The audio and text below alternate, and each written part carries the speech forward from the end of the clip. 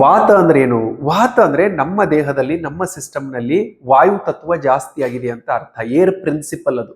So ಗಾಳಿಯ ಗುಣಲಕ್ಷಣಗಳು ಗುಣಧರ್ಮಗಳು ನಮ್ಮಲ್ಲಿ ಜಾಸ್ತಿ ಆಗಿರ್ತವೆ. ಸೊ ಗಾಳಿಯ ಗುಣ ಏನು? ಒಂದನೇದು ಮುಖ್ಯವಾದ ಗಾಳಿಯ ಗುಣ ಚಂಚಲತೆ, ಓಡೋದು. ಗಾಳಿ ಒಂದೇ ಕಡೆ ಇರೋದಿಲ್ಲ, ಸತತವಾಗಿ ಓಡ್ತಾ ಇರುತ್ತೆ. ಸೊ ಯಾವಾಗ ನಮ್ಮ ದೇಹದಲ್ಲಿ ನಮ್ಮ ಸಿಸ್ಟಮ್ನಲ್ಲಿ ವಾತ ಜಾಸ್ತಿ ಆಗುತ್ತೆ, ನಮ್ಮಲ್ಲೂ ಕೂಡ ಚಂಚಲತೆ ಜಾಸ್ತಿ ಆಗುತ್ತೆ. ಮನಸ್ಸು ಎಸ್ಪೆಷಲಿ ಚಂಚಲವಾಗಿರುತ್ತೆ. ಒಂದೇ ಕಡೆ ಕೂಡಕ್ಕಾಗಲ್ಲ, ಒಂದೇ ಕೆಲಸವನ್ನ ಮಾಡ್ಲಿಕ್ಕಾಗೋದಿಲ್ಲ, ಒಂದಿಲ್ಲ ಒಂದು ವಿಷಯದ ಹಿಂದೆ ಮನಸ್ಸು ಓಡ್ತಾ ಇರುತ್ತೆ. ಸೊ ಚಂಚಲತೆ ವಾಯು ತತ್ವದ ಮುಖ್ಯವಾದ ಗುಣಧರ್ಮ, ಅದನ್ನ ನಾವು ನೋಡ್ತೇವೆ.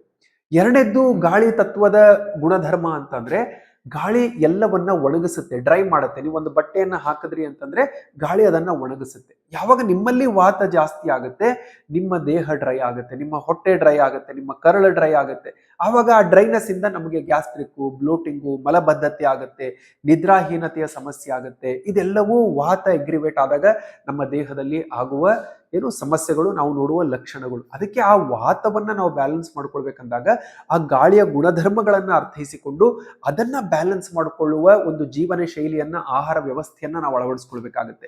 ಅದರ ಬಗ್ಗೆ ಇನ್ನೂ ವಿಸ್ತಾರವಾಗಿ ನಿಮಗೆ ತಿಳ್ಕೊಳ್ಬೇಕಾಗಿತ್ತು ಅಂದ್ರೆ ನನ್ನ ರವಿವಾರದ ಮಾಸ್ಟರ್ ಕ್ಲಾಸ್ ಅನ್ನು ಅಟೆಂಡ್ ಮಾಡಿ. ಕೆಳಗಡೆ ವಾಟ್ಸ್ಆಪ್ ಗ್ರೂಪ್ ಲಿಂಕ್ ಅನ್ನ ಶೇರ್ ಮಾಡಿದರೆ ಗ್ರೂಪಿಗೆ ನೀವು ಜಾಯ್ನ್ ಆಗ್ಬೋದು.